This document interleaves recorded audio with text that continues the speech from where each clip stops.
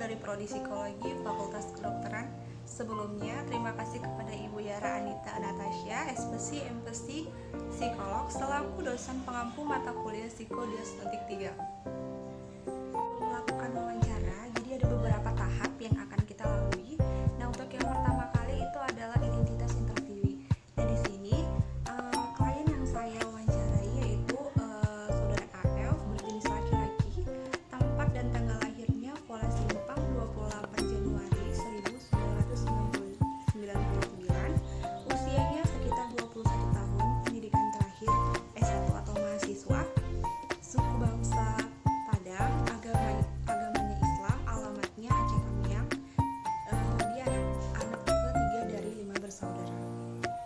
Untuk tahap kedua, di sini ada identitas keluarga, di mana ayahnya bernama Z, berusia 63 tahun, dan ibunya bernama S, berusia 51 tahun.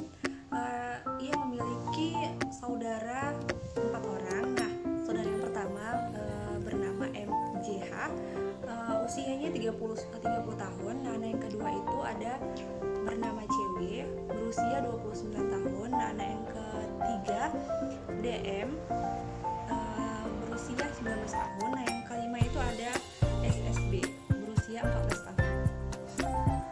Selanjutnya di sini ada status pemeriksaan. Di sini saya memeriksa tepat pada hari Sabtu, pada tanggal 25 April 2020, tepat pada jam 3 sampai dengan selesai.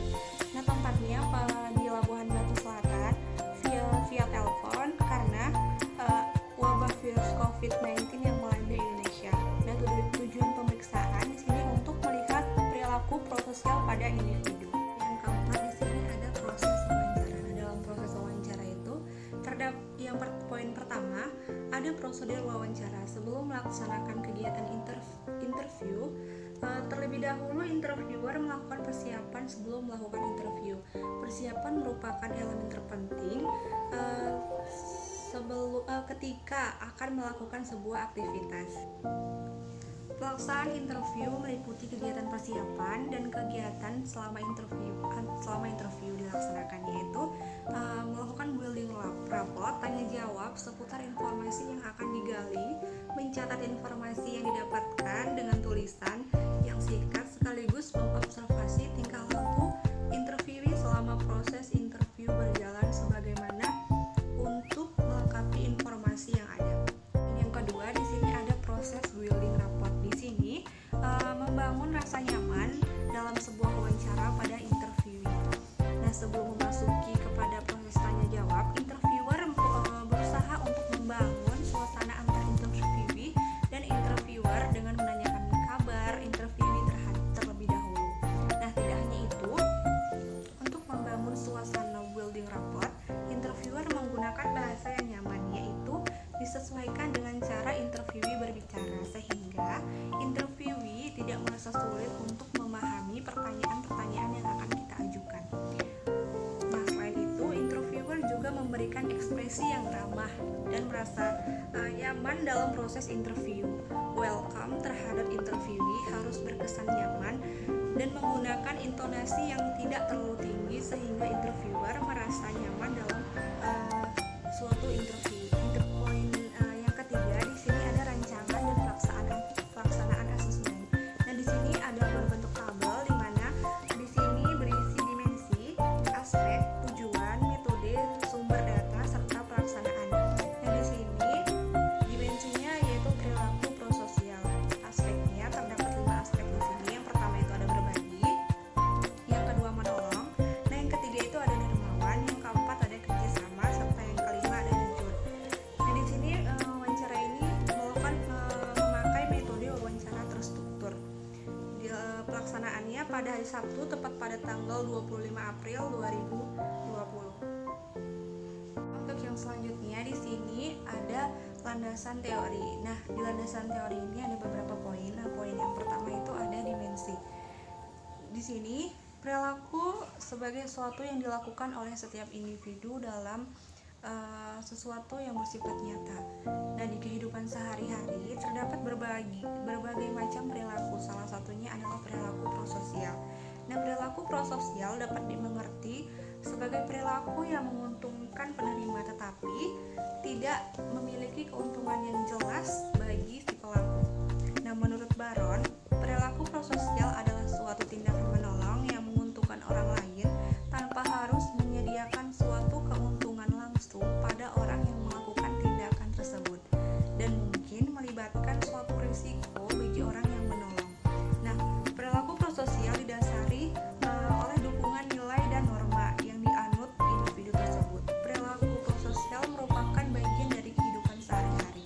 Nah, menurut Scheer, perilaku prososial adalah tindakan menolong yang sepenuhnya dimotivasi oleh kepentingan pribadi tanpa mengharapkan sesuatu untuk dirinya sendiri. Nah, perilaku prososial ini pada umumnya diperoleh melalui proses belajar, yakni penguatan dan peniruan. Untuk poin kedua, di sini ada aspek. Di sini aspek menurut Musin mengemukakan beberapa aspek perilaku prososial. Di sini ada 5 aspek. Yang pertama itu ada berbagi, yaitu kesediaan untuk berbagi perasaan dengan orang lain. Nah, yang kedua itu ada menolong atau helping, yaitu kesediaan untuk menolong orang lain yang sedang berada dalam kesulitan. Nah, yang ketiga itu ada dermawan atau donating, yaitu kesediaan untuk memberi secara sukarela. Yang keempat ada kerjasama atau cooperating, yaitu kesediaan untuk bekerja sama dengan orang lain. Nah, yang kelima jujur atau honesty, yaitu kesediaan untuk tidak berbuat curang terhadap orang lain. Yang ketiga di sini ada definisi operasional. Yang pertama itu ada berbagi atau sharing. Di sini adalah kesediaan individu untuk berbagi perasaan, adalah kesediaan interviewee untuk berbagi perasaan dengan orang lain, baik suka maupun duka. Nah, sharing diberikan bila individu lain menunjukkan kesukaan sebelum ada tindakan, meliputi dukungan variabel dan fisik. Nah, yang kedua itu ada menolong atau helping. Nah, di sini kesediaan individu untuk menolong orang lain yang sedang berada dalam kesulitan. Menolong meliputi membantu kepada orang lain atau melakukan sesuatu yang menunjang berlangsungnya kegiatan orang lain. Nah, yang ketiga itu ada dermawan. Di sini kesediaan individu untuk memberikan secara sukarela sebagai barang miliknya kepada orang lain. Nah, yang keempat itu ada kerjasama. Di sini yaitu kesediaan untuk bekerja sama dengan orang lain guna mencapai suatu tujuan. Nah, kerjasama ini biasanya saling menguntungkan, saling memberi, saling menolong dan menolong serta menenangkan. Nah, yang kelima jujur adalah kesediaan individu untuk tidak berbuat curang terhadap orang lain di sekitarnya. Poin selanjutnya itu ada indikator yang dimana berisi tentang pertanyaan seputar perilaku prososial. Di sini terdapat 27 pertanyaan yang mencakup 5 aspek yang sudah dijelaskan sebelumnya. Nah, tahap selanjutnya itu ada status presence. Di sini poin yang pertama itu ada status fisik. Nah, proses observasi tidak dapat dilakukan karena COVID-19 sehingga interviewer hanya melakukan wawancara melalui phone call. Nah, poin yang kedua di sini ada status psikis. Proses observasi tidak dapat dilakukan karena COVID-19 sehingga interviewer hanya melakukan wawancara melalui ponsel. Nah, tahap yang selanjutnya itu ada observasi. Di sini ada beberapa poin. Nah, poin yang pertama itu ada hasil observasi. Nah, proses observasi tidak dapat dilakukan karena COVID-19 sehingga interviewer hanya melakukan proses wawancara melalui ponsel. Nah, pada saat proses wawancara berlangsung melalui ponsel, interviewee mampu menjawab semua pertanyaan yang interviewer ajukan tanpa terbata-bata. Nah, untuk poin yang kedua itu ada observasi khusus. Nah, di sini proses observasi tidak dapat dilakukan karena COVID-19. Nah, tahap yang selanjutnya itu adalah tahap hasil wawancara. Nah, di sini hasil wawancara yang didapatkan dalam proses wawancara dengan interviewee adalah individu yang rendah hati. Ia suka menolong orang lain tanpa memikirkan dirinya sendiri. Nah, hal ini sesuai dengan pernyataan interviewee pada saat proses wawancara mengenai arti berbagi kepada orang lain. Nah, interviewee mengatakan bahwa arti berbagi untuk dirinya adalah seperti memberi kebahagiaan kepada orang lain, dan hal itu adalah tujuan dari hidup introverti tersebut.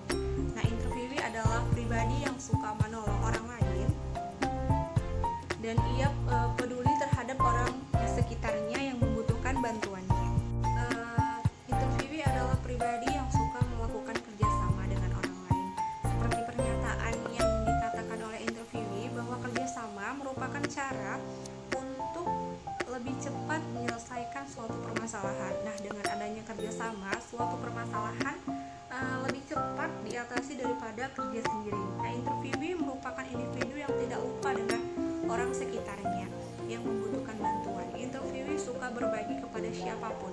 Ketika introverti sudah melakukan hal tersebut, introverti memiliki kepuasan tersendiri karena sudah membantu orang lain pada saat orang tersebut mengalami kesusahan. Nah, introverti juga merupakan individu yang memiliki sikap jujur.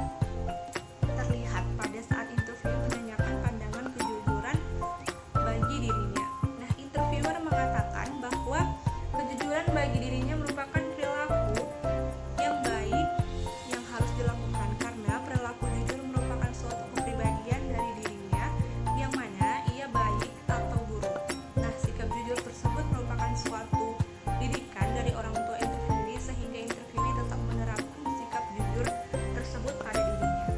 Nah, tahapan yang kedua itu ada pembahasan. Di sini perilaku sebagai sesuatu yang dilakukan oleh setiap individu dalam suatu yang bersifat nyata. Hal itu dituliskan oleh Sarwono pada tahun 2002. Nah, di kehidupan sehari-hari terdapat berbagai macam perilaku, salah satunya adalah perilaku prososial. Nah, perilaku prososial dapat dimengerti sebagai perilaku yang menguntungkan penerima, tetapi tidak memiliki keuntungan yang jelas bagi si pelaku. Nah, menurut Baron, perilaku prososial adalah suatu tindakan menolong yang menguntungkan orang lain tanpa harus menyediakan suatu keuntungan langsung pada orang yang melakukan tindakan tersebut, dan mungkin melibatkan suatu resiko bagi yang menolong. Nah, perilaku prososial didasari dukungan nilai dan norma yang dianut individu. Perilaku prososial merupakan perilaku tindakan menolong yang sepenuhnya dimotivasi oleh kepentingan pribadi tanpa mengharapkan sesuatu untuk diri si penolong itu sendiri. Nah, perilaku prososial ini pada umumnya diperoleh melalui proses belajar, yakni penguatan peniruan. Nah, jadi dari pernyataan tersebut dapat dikaitkan dengan perilaku introverti, yang dimana introverti adalah individu yang selalu rendah hati, peduli terhadap lingkungan. Introverti merupakan individu yang suka berbagi kepada orang lain, yang sedang membutuhkan bantuan. Ia berbagi kepada semua orang tanpa membedakan satu dengan yang lain. Yang kedua, di sini ada saran. Nah, bagi individu agar tetap memperhatikan atau mempertahankan perilaku prososial yang telah dilakukan dan lebih meningkatkan perilaku prososial tersebut, agar ketika bersosialisasi dengan masyarakat maupun hidup di masyarakat, perilaku prososial ini tetap muncul, serta tetap menanamkan nilai-nilai menolong dan mengaplikasikan agar kita bermanfaat bagi orang lain. Nah, untuk orang tua, agar sedini mungkin untuk menanamkan nilai-nilai positif kepada anak dan mengajari cara-cara menerapkannya dalam kehidupan bersosial, agar anak memiliki jiwa menolong yang tinggi serta tidak egois dan mementingkan dirinya sendiri. Oke, di sini saya memakai beberapa buku yang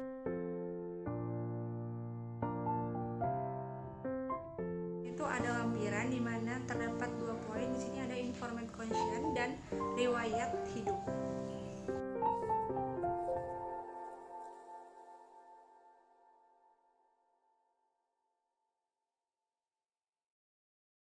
Terakhir itu ada panduan wawancara serta verbatim dari proses wawancara. Sekian pemaparan laporan saya. Mohon maaf jika banyak kesalahan pada